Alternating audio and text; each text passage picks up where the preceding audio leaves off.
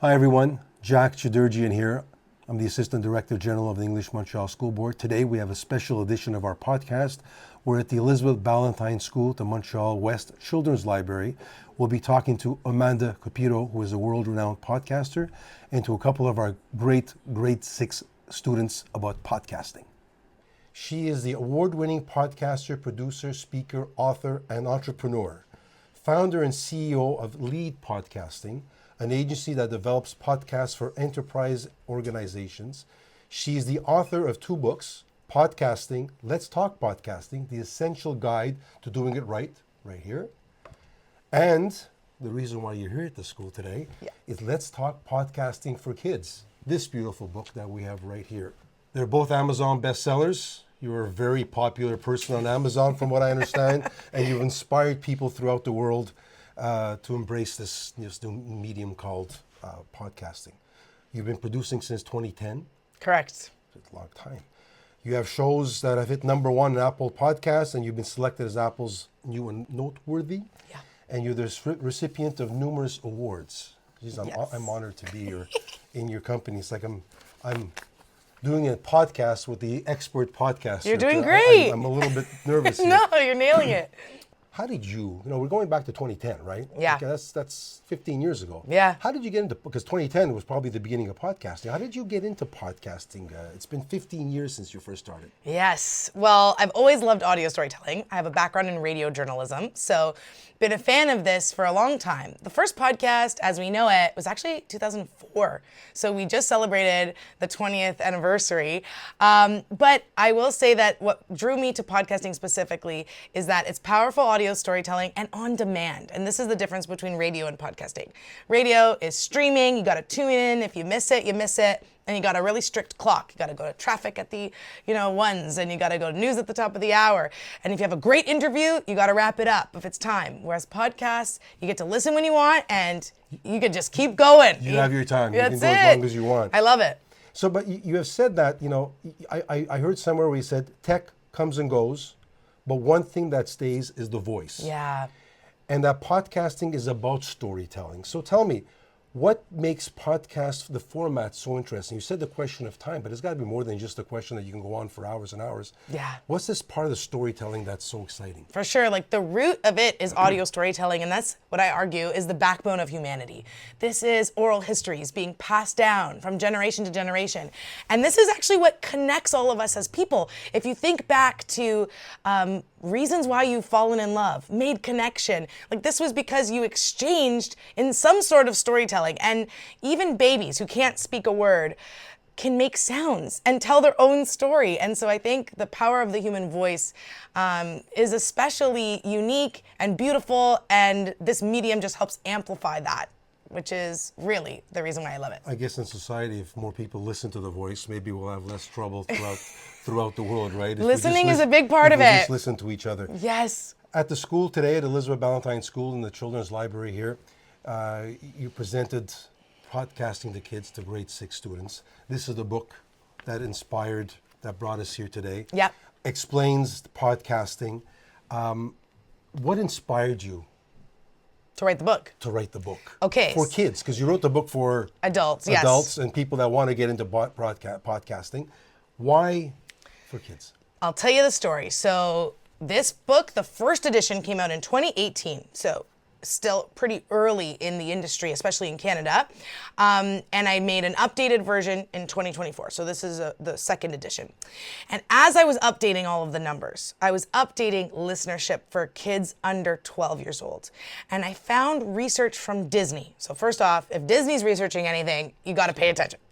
Now, there's not actually any research for Canadian listeners under 12, no widespread national research, but we tend to emulate American audiences with our listening patterns and percentages. And so in the US, 46% of kids between the ages of 6 and 12 have listened to a podcast. So about half of the kids under this age group. And I go, well, this is a huge age group that is not being serviced, really.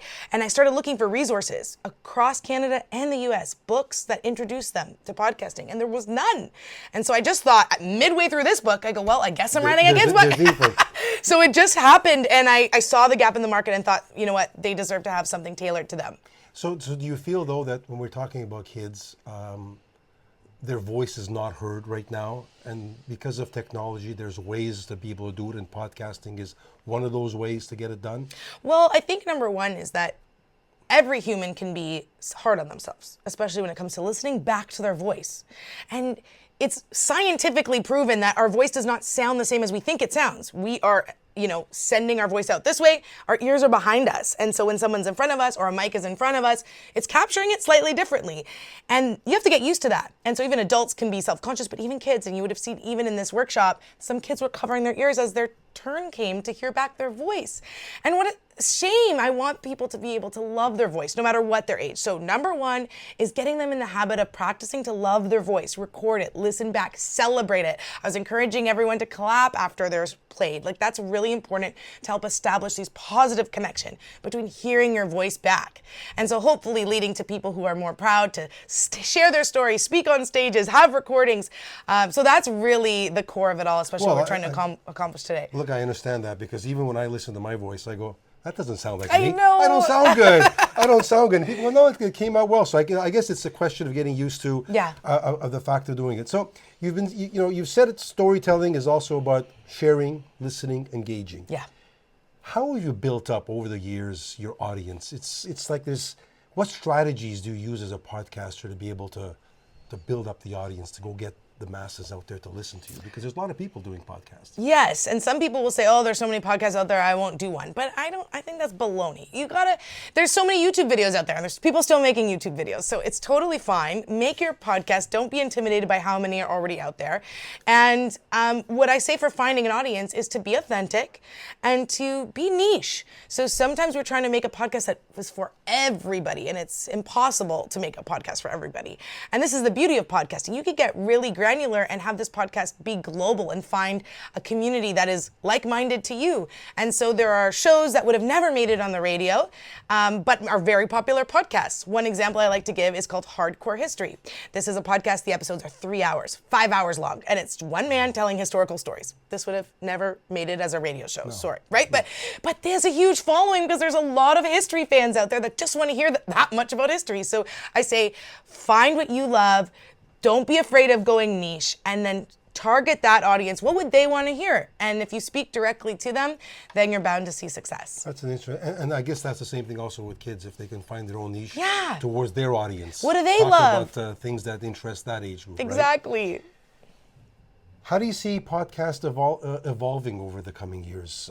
Have we hit a ceiling, or is there still room to grow? There's still room to grow. I say there's a lot of iterations and regulations that have yet to be really determined and defined right now. So for instance, especially with kids podcasts, we're looking at them as content, and when you compare it to, for instance, videos or movies will have a PG-13 rating, R rating, family rating. Like, that rating system just doesn't even exist for podcasts right now.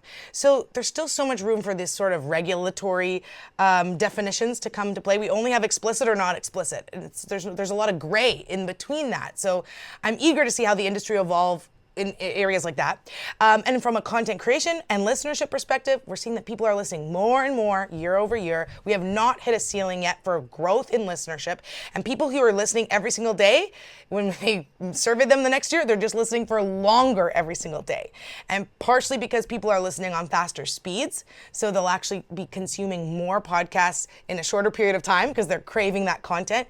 And there's also apps out there that take out any pauses so that you can listen to more podcasts, and you're removing the dead air, which, I think that impacts some of the storytelling tactics, but people are wanting it. Well, the dead air is also part of the entire thing, right? I agree. It's being human, having a little bit of a breathing room, a little second in between your Yeah. next beginning of sentence. Yeah. But there still seems to be so many podcasts out there. Everybody, and everybody's uncle and aunt, and grandmother and grandfather is doing a podcast.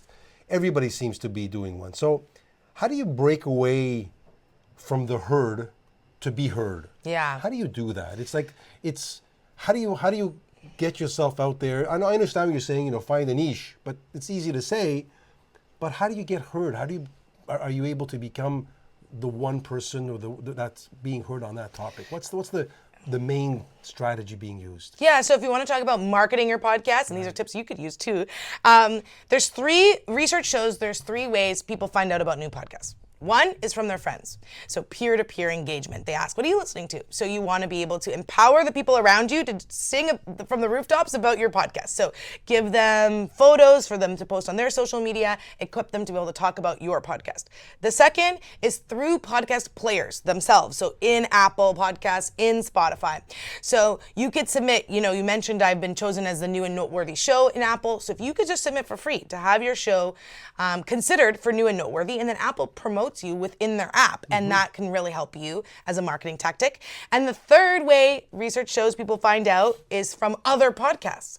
So that's where you can get onto a different podcast and start cross-promoting your podcast, and you can make little partnerships or swaps where your episode gets released on a different feed, their episode's on your feed, and then you could share audiences. So if you're able to use that research to your advantage when marketing your podcast, that will help you cut through the noise. That is so interesting. And I hope the students that heard you today, and I hope that our listeners who who are thinking of doing podcasts can look at that down the road.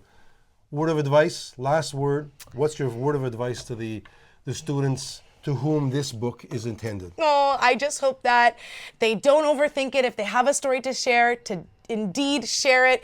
This book encourages them to interview their family members. So even if it's as simple as that, talking to the people around you, learning from the people around you, what a beautiful way to take advantage of the medium. And I hope they do that. Thank you, Amanda. Thank you. And I encourage everybody to get a copy of Amanda's book, Let's Talk Podcasting for Kids. An interesting way to get your children involved in podcasting, a new way of broadcasting their ideas. Amanda, thank you so much. Thank you. It was a pleasure. You did great. Thank you. All right, everybody. Right now, we're with 2 grade 6 students from Elizabeth Ballantyne School. I have Connor on my left, and I have Leah on my right. Hi, guys.